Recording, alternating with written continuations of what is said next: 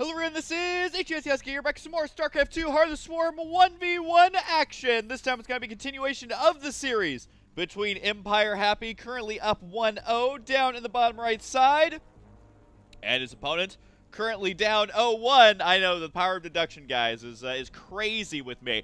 But either way, it is going to be Liquid TLO, of course, up in the top left side as the TLZerG. Is that the correct word of this color? Teal? Can I sea foam? Sea breeze, maybe? I don't know, but it is going to be kind of blue versus definitely blue. And again, it is going to be a TvZ matchup. Now, first of all, a lot of the comments you guys were leaving in the last video were very sweet. No, I did not die, as many of you thought that I did. I am still around, I'm still kicking, and I'm still casting StarCraft 2, baby. So thank you for the kind words. You guys are the best. And number two, a lot of you were actually talking about the TvZ matchup. I was reading the comments for a couple minutes before casting this one, but either way, a lot of you were discussing kind of the different unit compositions and things like that, and really in TvZ, what I expect to see when I go into a standard game is I'm expecting to see from Zerg lots of Zerglings, lots of Banelings, and lots of Mutalisks. That's kind of the standard meta game that, I know it's weird to say, but that's what we saw in Brood War. Of course, there was no Banelings, but that unit composition was very, very common. You would also see Lurkers a lot, but Zergling Muta especially extremely common. Now, from Terran, what is it that you expect to see? Well, a lot of Marines, a lot of Widow Mines, and several, I will say several medevacs. I don't know if it's a lot, unless you're watching, again, someone like Flash who loves to go for those medevac clouds.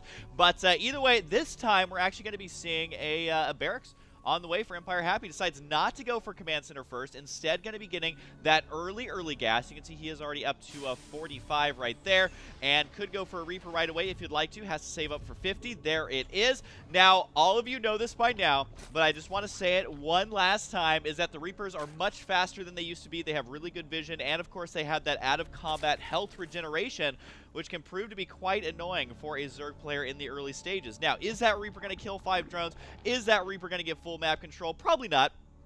But what that Reaper can do is harass a little bit. You can draw the Queens a little bit out of position, but most importantly, you can get your scout on. You can see exactly what's going on in that base, while also back at home denying scouting of your own. Now, the Overlord did scout this, and you may be wondering, well, TLO now has no idea what's on the way. Not the case, because what does this Overlord see? What does the Overlord see? That sounds like a parody song waiting to happen. But either way, you have the 2 supply depots here, which again, to the Bronze League eye, or to someone who doesn't really think about this stuff, that might not say a lot, but it actually does say a lot, because it says there's no command center there. There is already a second supply depot. He's walled in as well, so he knows that something is amiss, and now, of course, he has a great read on what's going on. Actually traps the Reaper already. Oh my goodness, that's one of the earliest dying Reapers I've ever seen. He is going to fail out of the Reaper Academy.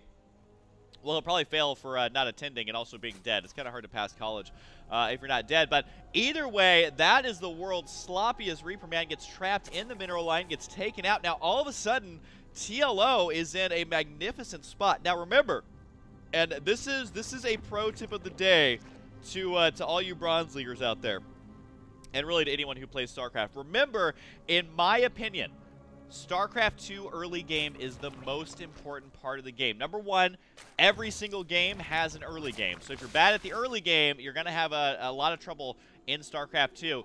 And also, the reason it's most important is because things start to snowball out of control. We already saw the one good scout.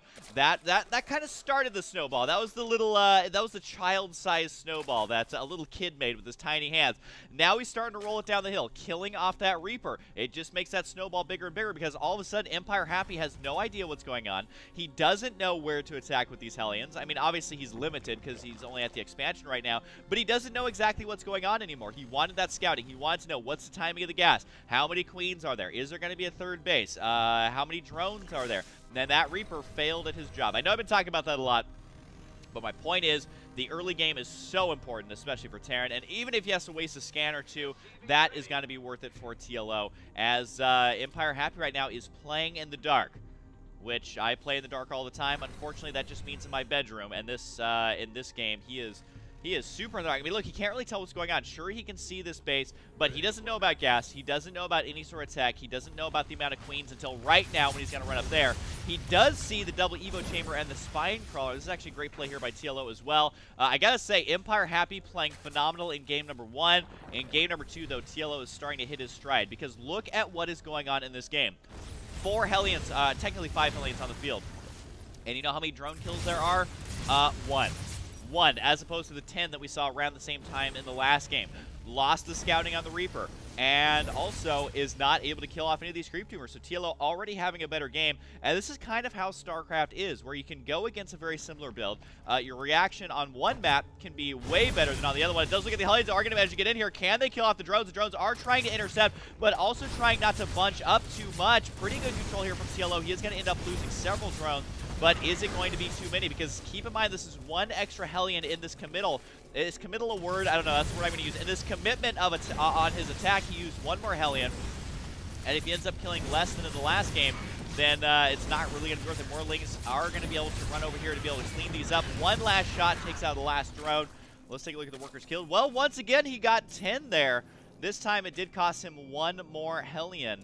And overall, resources lost not as bad as in the last game, though. Even though he lost the same amount of workers, he did not lose the same amount of other stuff, like queens, creep tumors, zerglings, etc. So it does look like right now, the queen right here, trying to run around to plant down her creep. At the same time, though, the lings right here, I think, saw this push happening. But also, I mean, this almost seems a little bit more desperate out of Happy. I mean, yes, he's being more aggressive here, but his first attack was not as successful. He used 1 extra Hellion to do it, and now he's using even more Hellions in this unit composition right now to try and continue laying on the heat. Lay on the damage. TLO, though, knows exactly what's going on here, which is going to be pressure on the third base, using Marauders, using Hellions, and the 1 meta back there, which can be devastating. TLO, though, taking a big risk here to try and get inside the natural. That's not going to happen, but guess what? There's nothing in this bunker right now, and if he lowers it to let that SCB in, that could be dangerous. That would definitely be dangerous here. And TLO has all but given up the space over here. Sure, he's going to puke a couple of larvae there with that inject larva, but TLO already knows that this base is as good as dead. He's probably going to retreat with this queen unless he's not paying attention, so he does end up losing that right there. But he already knows his base is dead, but guess what else he knows? That there's nothing back at home. 1 Marine inside the bunker. Bainley's coming in at an angle to kill off 2 of those buildings. All of a sudden, Happy's like, uh-oh, I'm putting on pressure, but not nearly enough to scare TLO back home. The Ling's got to be going directly on the command center. How many SCVs did you just get right there? Only 5, but the other one's trying to retreat. They had nowhere to go as the supply depots couldn't lower, because then that was going to open up the main base for this attack to do even more damage. Does kill off the command center and is going to continue taking out this expansion. Can he kill off the orbital? Most likely not. He knows he can just lift off. There it goes. So he's got to try and go for the bunkers right now. Can try and bust up the entrance here. Sure, he can do some damage. It's not going to be enough to knock down this entire wall, as Happy has thrown down additional buildings here. But if nothing else, this is going to be a super severe supply block. 60 supply out of 46 available. That's going to be quite a few supply depots that need to be reconstructed, and could even use drop supply if he really is feeling the hurt here. If he cannot do that, that would be ideal. But for now, yeah, he does go ahead and decide to continue dropping mules right now, as he does have tons of the supply depots on the way. The Viking right here, got to be spotting base number 4 going down for TLO. But again, TLO in such better shape. Sure, he still lost more than he did in the last game, but Empire Happy was just not able to do the damage that we saw in the last game. And like I was saying in the last cast, if TLO can weather the storm in the early game, I think you're going to really see him excel as the game goes on. But right now, he might actually end up losing his 4th base. It looks like that will for sure go down. I mean, the Marauders are pretty beefy. There's the big stem to take that out. Does force the cancel there, so TLO is able to save a little bit of money. At the same time, though, he is losing the base. But unfortunately, for Empire Happy, that was a must-kill situation. And, you know, he was able to do it, but it's one of those things where it's like, well, you got to drink water today, otherwise you're going to die. And it's like, well, you drank water. That doesn't mean that you still don't have issues, okay? If you're getting 1 day away from dying, you still probably have a lot of issues. And that's exactly, we're going to say it's exactly where Empire Happy is at. Is sure, he drank the water, but now he has to figure out how to get out of the desert that he has found himself in, which just means he's very far behind. I don't even think that made any sense. That was pretty corny, guys. I feel like I should write like children's books or something. They tend to be really corny. But it does look at right now, TLO able to get this base established. That is going to be base number 3 finally completed. These spine crawlers at the exact perfect time there. Got to be able to hold that one off. The creep spread's still pretty good, all things considered. Is that flag just floating? It's like a magical floating banner right there. I guess the Protoss got to use their awesome technology for something. But we do have now the third base on the way once again for Happy. If Happy can continue to delay that third base over there. Oh, it does count a couple of those Marauders there. That is actually a big deal. Because the Marauders, they play a very interesting role. They're not necessarily going to be for doing much damage right now. What they are going to be good at is absorbing Zergling and, most importantly, Baneling hits. It's going to be protecting those Hellions. It's going to be protecting the Marines from those Banelings if microed correctly. And this is a lot of Hellions, so they actually do need protecting. And that if the Banelings are here, the Hellions can micro out of range, but they still need to be protected because they're not, well, really, he's not going to be able to kill buildings. He's going to have to try and kill off the minions as he possibly can. A great angle of engagement here for Happy, killing off so many Zerglings right there. TLO does not have centrifugal hooks just yet. These Banelings are waddling very slowly, which means he's going to want to try and fight on creep if possible, but they still move quite slow. But here we go. He's got to try and get some good connections. Does actually manage to land more hits than I would have thought, but still not enough to kill off everything, though. The Muta's got to be able to clean up house, it looks like. The Banelings themselves not able to do it, but with the backup of the Muta should be able to, although this army surprisingly resilient for Happy. Sure, he's behind in supply, was able to at least do substantial damage to TLO there, and you can see the resources lost again, pushing ahead for Happy. But unfortunately for Happy, does not have that third base up and running yet. He does have the orbital on the way. He's still dropping as many mules as he can afford right now, which is basically just using that energy ASAP. But at the same time, TLO working on base number 4. If Happy does not get up base number 3, he is going to be behind. Because I think everyone knows the rule of thumb is Zerg versus Terran, is that if you're Zerg, you want to try and stay a base ahead for as long as you can. One morphing Baneling over here by himself, but he is quickly going to join up with the other ones that have just completed morphing as well. And most importantly here, the upgrades for both these players are actually quite stellar. +2/+2 across the board when it comes to both of these players, which is impressive considering the pace of the game has been basically relentless. We do have base number 5 going to be on the way for TLO. However, base number 3 slowly floating over here for Happy. But this is where it really becomes a struggle for Happy because TLO's economy just starting to kick in, which means he can start to pressure that third base. Now, as a Terran player, the last thing you want to be doing is trying to defend your third base from the onslaught of Zerg counterattacks. And he's not in a position to be able to move out because as Terran, if you're on 3 base, you want to try and put up enough pressure that Zerg cannot pressure your own third base. So that is what Happy's going to be looking to do here. Not sure he's going to be able to do it. TLO slowly saturating those new bases he has. But Happy is in a very strong defensive position, but still he has to do some sort of pressure. Whether it's going to be drops, although drops are going to be pretty difficult because of the Mutalisk right now. But I don't know if he can stream reinforcements out across the map quickly enough because there's so much creep threat that's going to slow him down.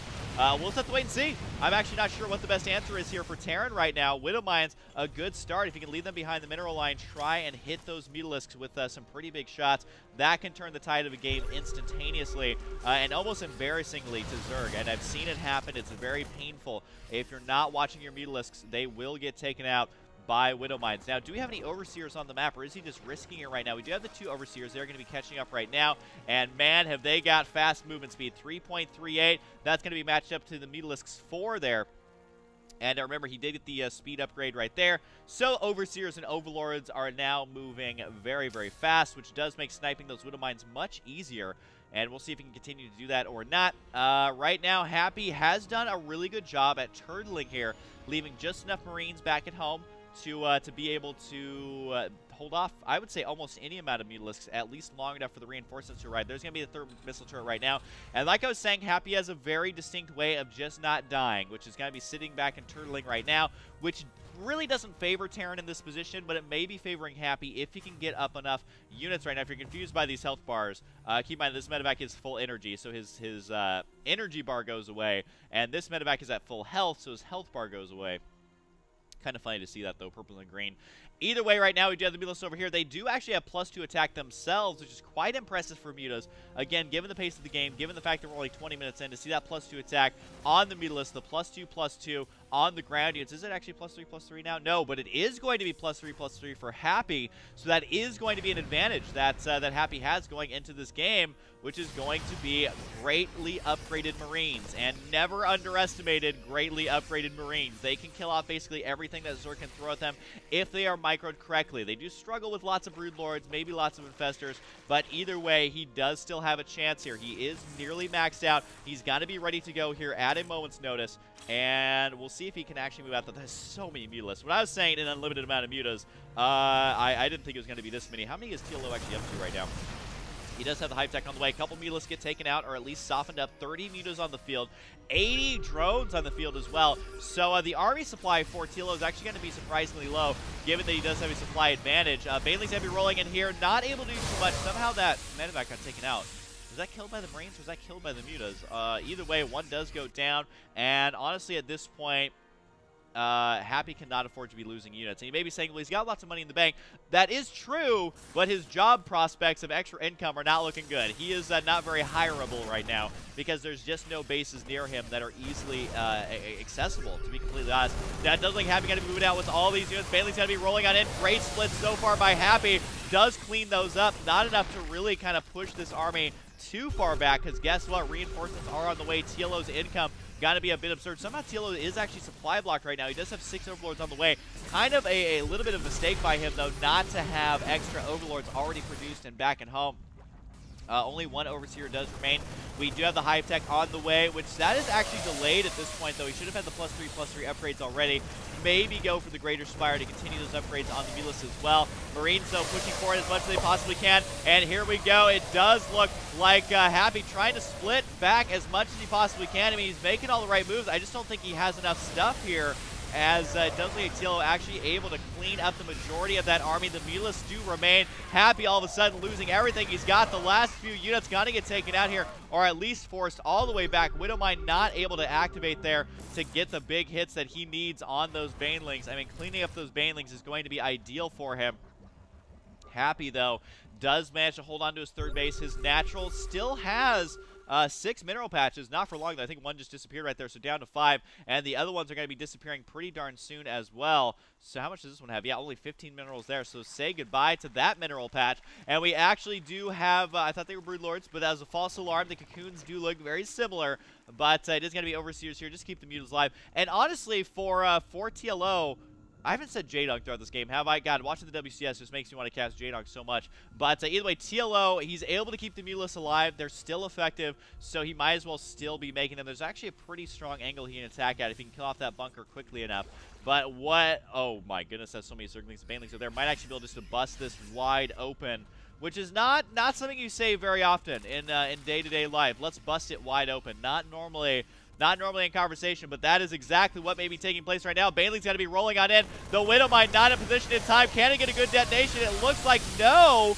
How did he see that? He actually did have Overseers in position, so that Widowmine was going to be the saving grace there, but wasn't able to do it. I mean, TLO just getting further and further ahead. Sure, he's behind in the resources lost, but you can't always go by that. I mean, 81 workers. The income is higher. That includes the possibility of having mules mixed in, which there is at least one on the field. And TLO, as long as he keeps the supply high, as long as he keeps a little bit of minerals in reserve for either Banelings, Infestors, Ultras, or Broodlords, which he does actually have Ultras on the way, then he's fine. He's got the Mutas here as a scare tactic, and he's going to be following it up with some nice beef jerky for his army, which is going to be those Ultras, just adding some meat to that army. And right now, I mean, these Mutas, as long as he keeps them alive for just a couple more minutes, he's fine.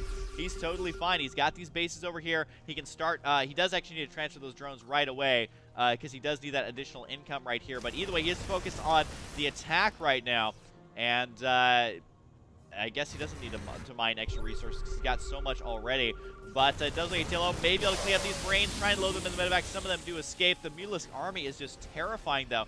And honestly, TLO may be playing it just a tad bit too safe. He could be more aggressive here if he wants. The thing, though, is that killing a turtling Terran, it's literally like trying to kill a turtle with by blowing, I don't know, by blowing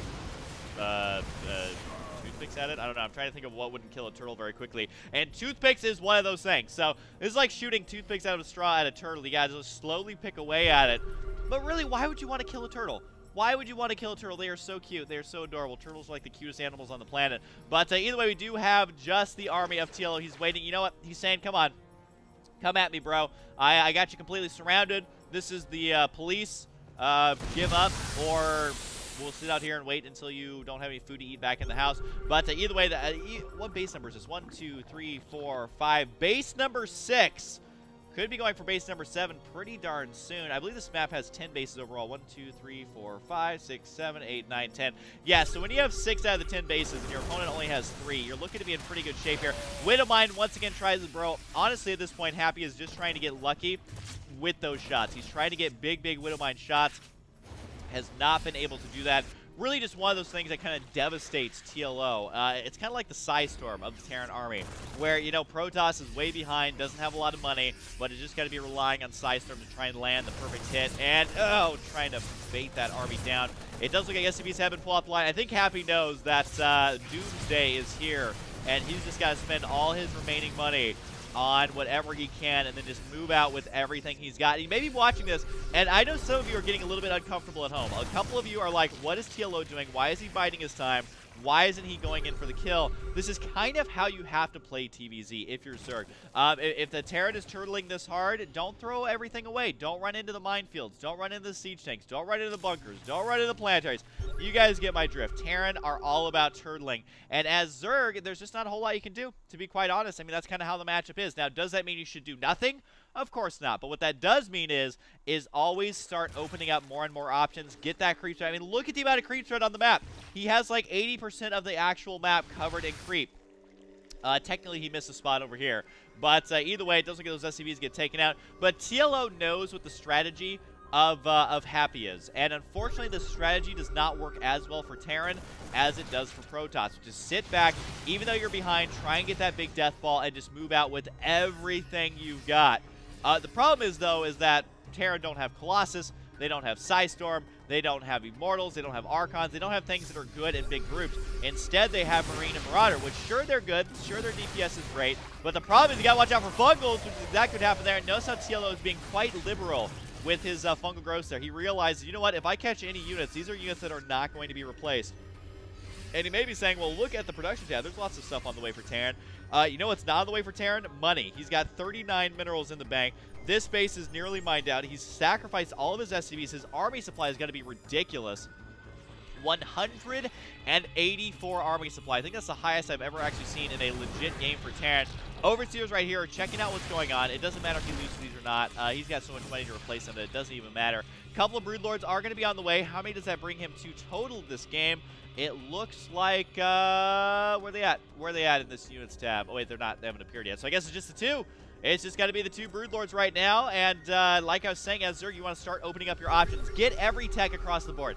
Get Ultralists, get Corruptors, get Broodlords, get Infestor tech, get everything and upgrade them, because as long as you have money, you can tech switch your entire army before Terran can ever respond. But here we go. It does look like Happy ready to move out. He's already done one huge stem. He doesn't have much energy left to be able to keep doing that. This angle's got to be terrible, terrible, terrible. If he gets hit by fungals, and he does. TLO landing the most money fungals of all time. As it does look like TLO is forced to back out, but not for long, man. He's got 8 ultras on the way. Oh, my God, the Baneling hits.